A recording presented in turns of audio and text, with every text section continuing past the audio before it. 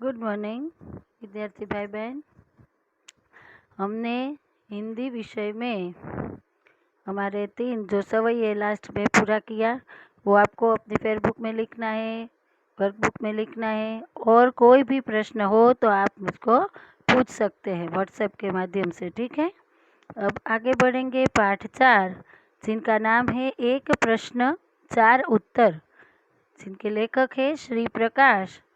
जन्म सन 1890 ईस्वी सन, निधन सन 1971 ईस्वी सन। श्री प्रकाश हिंदी के जाने माने साहित्यकार है। उन्होंने अपनी लेखनी के द्वारा राष्ट्रभक्ति, सांस्कृतिक उत्थान, सामाजिक उत्थान एवं समसामयिक समस्याओं पर प्रकाश डाला है। उनकी भाषा सरल एवं सहज है। आपको यहाँ अंडरलाइन करना है, उनकी भाषा यहाँ सरल एवं सहज है। उन्होंने निबंध, लेख, संस्मरण, जीवनी पर भी अपनी कलम चलाई है। आपको यहाँ भी अंडरलाइन करना है। छोटी छोटी बातों पर गहरा चिंतन उनके साहित्य में देखने मिलता है। प्रस्तुत पाठ में श्री प्रकाश द्वारा पूछे गए एक ही प्रश्न का उत्तर 4 महानुभावों ने अपने अपने ढंग से दिए हैं।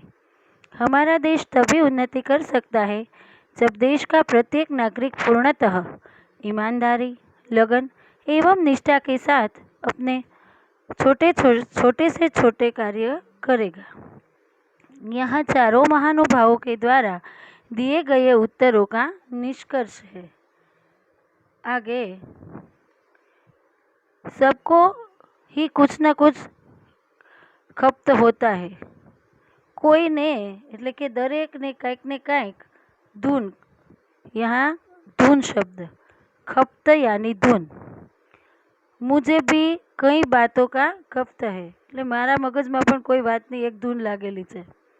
उनमें एक यह है कि जब किसी विदेशी से मेरी मित्रता हो जाती है और उन्हें सहृदय पाता हूँ, साथ ही यह समझता हूँ कि हमारे देश में बहुत दिनों से रहने के कारण वे पर्याप्त अनुभव भी प्राप्त कर चुके हैं। શું કહે છે લેખક અહીં કે એને એક ધૂન છે કઈ વાતના, તો કે મને એમ મનમાં છે કે કોઈ વિદેશી સાથે જો એને મિત્રતા થઈ જાય, ભાઈબંધી થઈ જાય, તો એને હું સહૃદય પાઉં છું, એટલે કે એને સાથે દયાળુ કોમળતાથી એમ કે એની સાથે રહું છું એમ। એમાંય તે જ્યારે કોઈ પણ કેવા તો કે અમાरे देश में बहुत दिनों से रहने के कारण साथे रहवाथी पर्याप्त अनुभव એટલે પૂરતો અનુભવ પ્રાપ્ત થઈ જાય છે। અને तो उनके किसी शुभ अवसर पर मैं पूछता हूँ, तो એને કોઈ સારા अवसर ऊपर हूँ पूछी लूँ छूँ। आप कृपा कर यह बतलाइए कि क्या कारण है कि हमारे देश में इतने विशेष पुरुषों के रहते हुए, इतने बड़े बड़े आंदोलन के होते हुए भी कुछ उन्नति नहीं कर रहा है। તે શું પૂછવા માગે છે કે તમે અમારા દેશમાં રહ્યા ને, તો હવે મને થોડું એ જણાવો કે આપણા ભારત દેશમાં બધા કરતાં એમ અમારા દેશમાં કેવા કેવા છે માણસો, તો કે કેટલા કુશળ વિશેષ પુરુષો છે, કેટલા ગાંધીજીએ આપણને તો ગાંધીજીના યુગની ખબર હોય, કેટલા બધા આંદોલનો કર્યા હોય, તો પણ કાંઈ ઉન્નતિ નથી કરી શક્યો આ દેશ। ऐसा मालूम होता है कि हम जो कि त्यों पड़े हुए हैं। એવું લાગે છે કે અમે જ્યાં છીએ ત્યાંના ત્યાં જ રહી ગયા છીએ। અવશ્ય ही हमारे मित्र इससे चकित होते हैं। આમ આ જોઈને, સાંભળીને, વાત કરીને એના મિત્રને આશ્ચર્ય થાય છે। उत्तर देते संकोच करते हैं और शिष्टता के नाते क्षमा चाहते हैं। उत्तर દઈને સંકોચ એટલે કે થોડીક શરમય અનુભવે, એમ શરમ અનુભવે, અને પછી શું તો કે શિષ્ટતા કે નાતે એટલે કે જેને આપણે ગુજરાતીમાં ભલમનસાઈ કહી દઈએ। क्षमा એટલે માફી, तो ये भलमनसाई ने बाबते माफ़ी पण मांगे एम। पर मैं उन्हें छोड़ता नहीं और उनको उत्तर देने के लिए बाध्य करता हूँ, અને ત્યારે હું એને છોડતો નથી એટલે કે મૂકતો નથી। મને આ વાતનો જવાબ જોઈએ એવું હું રાખું છું એમ।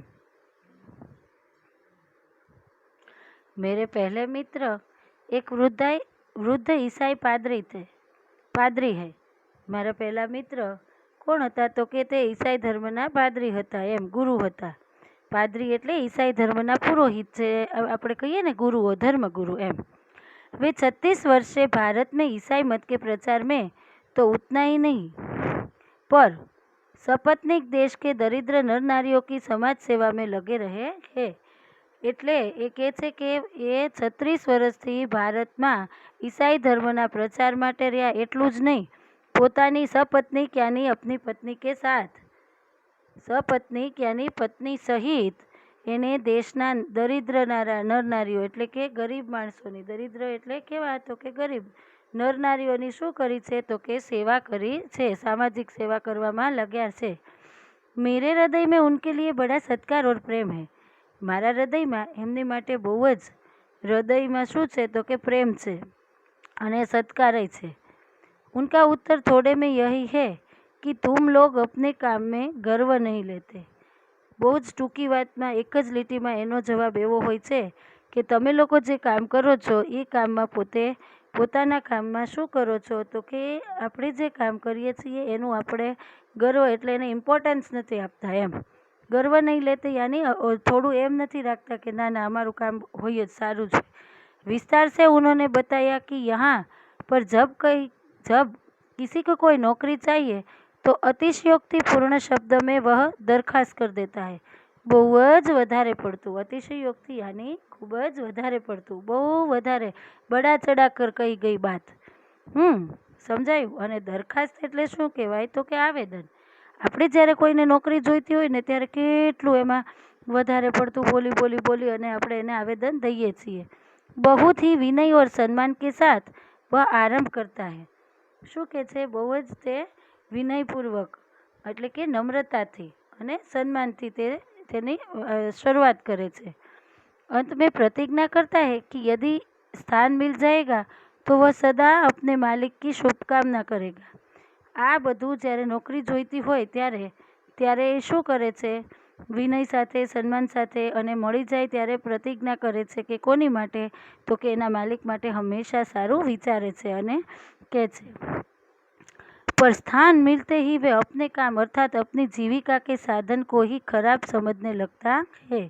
જેવું સ્થાન મળ્યું નથી કે નોકરી મળી નથી કે ષડયંત્રો શરૂ એના જીવિકાના સાધનોને શું કરે तो કે तरत ज એને खराब लगवा मंडे काम करवानू, अन्य साथियों से मिलकर खराब काम करने के लिए षड्यंत्र रचने लगता है।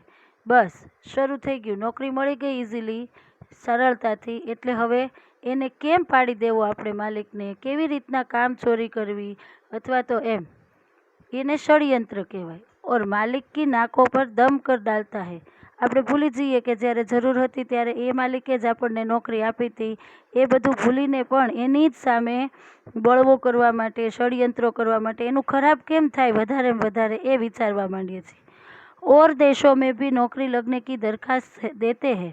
બીજા દેશોમાં પણ આવું હોય જ છે, અરજીઓ કરે જ છે। वे साधारण शब्दों में प्रार्थना पत्र लिखते हैं और जब स्थान मिलता है तो इस तरह काम करते हैं जैसे संसार की गति उन पर निर्भर करती है। આ અહીં બે લીટીમાં માણસે પોતાની નિષ્ઠા કામ પ્રત્યેની અને માલિક પ્રત્યેની જેને દીધી છે એની નિષ્ઠાની વાત કરવામાં આવી છે। કેવી રીતના તો કે પરદેશોમાં બીજા દેશોમાં એવું કરે છે કે જ્યારે એને નોકરી મળી જાય, સ્થાન મળી જાય ત્યારે શું કરે તો કે સંસારની ગતિ ઉપર નિર્ભર કરે, એમ જાણે પોતે જે કામ કરવાનું છે અને પોતાને જ બહુ જ નિષ્ઠાની વાત છે, પોતાનું કામ કરતા હોય એમ। और वे यदि काम छोड़ दे तो संसार डूब जाए। આ કામ પોતે છોડી દે તો સંસાર રૂકાઈ જાય અથવા તો ડૂબી જાય એમ।